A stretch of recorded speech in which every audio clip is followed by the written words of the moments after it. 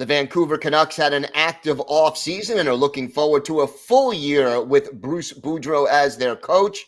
Justin Pooni of Locked On Canucks is here to tell us about that and all things Vancouver Canucks on this episode of the Locked On NHL Podcast.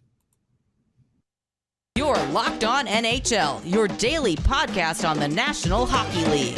Part of the Locked On Podcast Network, your team every day.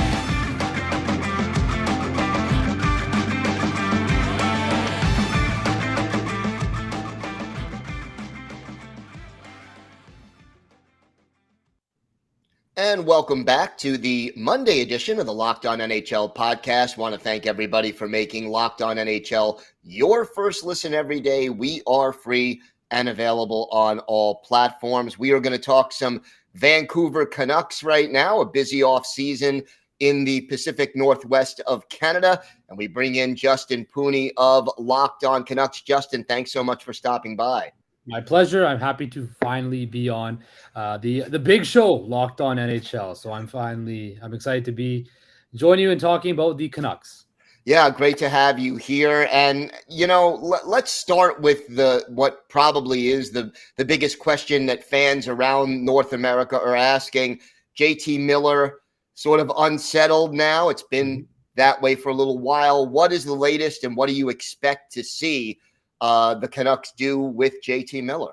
Well, at this particular time, we're about a month or so away from, in the middle of preseason and training camp, and just a few weeks away from that, about 6 weeks away from the start of the NHL season. It looks like JT Miller is going to be back in Vancouver come the beginning of training camp.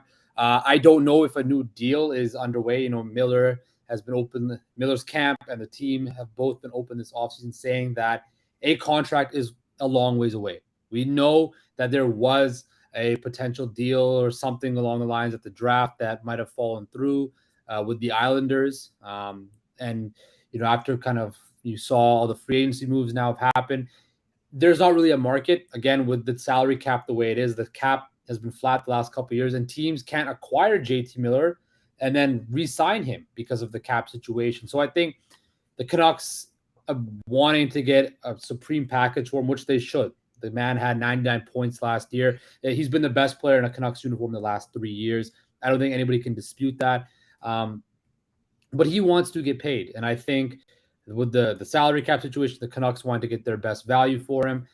We're at kind of the standstill point. Do I think something can potentially pick up closer to the camp when there's a little bit of pressure there? I do. I think the Canucks might offer another contract extension proposal, or you never know. Injuries do take place during training camp in the preseason or early on, so teams could get desperate then. So as of right now, I think everybody in Canucks Nation is kind of like, well, it is what it is now.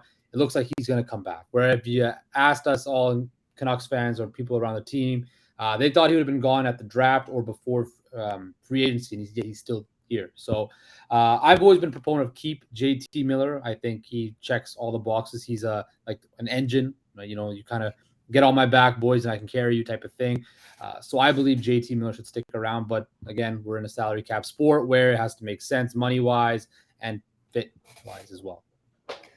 The Canucks made some interesting additions this offseason. Which ones are you most excited about, and do you think will have the biggest impact on this team? Well, I think the biggest surprise one was the Ilya Mikheyev signing. I think going into free agency, nobody expected the Canucks to make a splash like that. Now, Mikheyev wasn't a Nazem Kadri style splash or a Johnny Hockey style splash, but a 4-year term at just under $5 million was kind of a surprise, right? Now, I think Mikheyev coming from Toronto, which was an offensive, powerhouse in the league, playing under the guys like Matthews, Marner, Tavares, Nylander, like that. He's going to fill a role in Vancouver that he can play very effectively. He's a speed burner. He's got elite level speed in the NHL, and the Canucks aren't a very fast team. So he'll help out on the penalty kill with that speed. He'll create his own chances. And this is a guy who scored 20 plus goals last year, which will only help enhance the Canucks roster, which now I think, we was talking about having a great top 9. The Canucks have a deep top 10 right now. They have at least, I'd say, 10 solid, legitimate top 9 NHL forwards on their roster. So the wingers are set. I like the centers with JT Miller sticking around to, platooning with Pettersson on the top line. And I think Mikheyev will fill a great role. Now, with that being said, there's also the unknown of Andrei Kuzmenko, the prize Russian free agent signing, who I think, from all indications, is another sandpaper guy, but can score, has some skill. And I see him alongside Ilya Mikheyev potentially playing on the same line with Bo Horvat. And I think that's kind of where I project Mikheyev and Kuzmenko to fit on the roster. I'm excited, and I think it'll help sophomore Russian Vasily Podkolzin having two other guys that are from his country, and they can it's very hard, especially for young players, to come over from Russia to North America, learn the game, the culture. So to have those other people they can lean on, I think it's a great thing that the Canucks have going. I think will just help those three players particularly. Definitely, I agree. And that line you mentioned sounds like one that a lot of teams would not want to play against on any given game.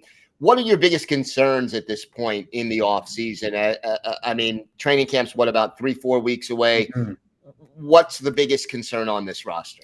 The biggest concern has to be defense, particularly the right side of the defense core. Look, we know Quinn Hughes is a elite level defenseman, a young defenseman. Does he have to work on the defensive side of his game? Absolutely. But you see the skill, you see the flashes in his game where you're like, wow, this guy can skate, he can handle the puck, he can quarterback a power play. He has all the skill sets to be a great defenseman. Oliver Ekman-Larsson, of course, came in last year, was a big acquisition. He's on a big ticket, but he played well on a shutdown role with Tyler Myers. Those two get a lot of beat down from fans because they make so much money and they don't produce to that level. But I think if you take away how much money they make, you just look at how they played. They played very effective last year and a shutdown role. But with that being said, there's a whole issue with Tucker Poolman, who was brought in last year. Is he going to be healthy? Is he going to have to start the season on LTIR? I've been a big proponent of the Canucks going after a guy like PK Subban, who, of course, has a very high pedigree in the NHL, has won a Norris Trophy, gone to a Stanley Cup final. He's been in New Jersey the last couple of years, which has not been the best franchise per se. But I think if you can bring him in on a PTO or a 1-year deal for a cheap dollar cap amount, you're going to get a highly motivated player. I think you see all the videos he posts on social media. He works out. He keeps his body in good shape. Maybe just needs a new change of scenery. And I think if a guy like that can come in and kind of play an effective role, because if you're going to bring PK Subban in, you're not expecting him to be PK Subban from 4 or 5 years ago. You're expecting him to be a guy that can fill in some power play time, move the puck up the ice, be a solid middle defenseman. And I think if the Canucks can do something like that, it looks even better going forward. But for sure, the right side of the defense is the biggest worry. What kind of an impact do you think that Boudreau will have over a full season as opposed to a partial season? I think Bruce Boudreau just more time to install his own system and his own game plan with the team. I'm sure over this offseason, he's been in constant communication with his big guys, whether that's the Bessers, the Petterssons, the Hughes, the Horvats, even the JT Millers, right? Letting them know how he wants to, start this season off. Because if you look at it, when the Canucks started last year under Travis Green, they had the worst power play in the league. And essentially, they came out flat and the team quit on Travis Green. It is what it is. But under Bruce Boudreau, there was something that clicked. And that team was on a 100-point pace. Now, is it just as simple as them picking up where they left off? Maybe. But I think having Bruce Boudreau for an entire offseason, an entire training camp, having that stability, knowing, hey, he's going to be our coach, this is going to be our coaching staff, will only help this roster, help this team, and play on the same page. And I think for years under the previous regime, the Canucks were never on the same page with ownership to management down.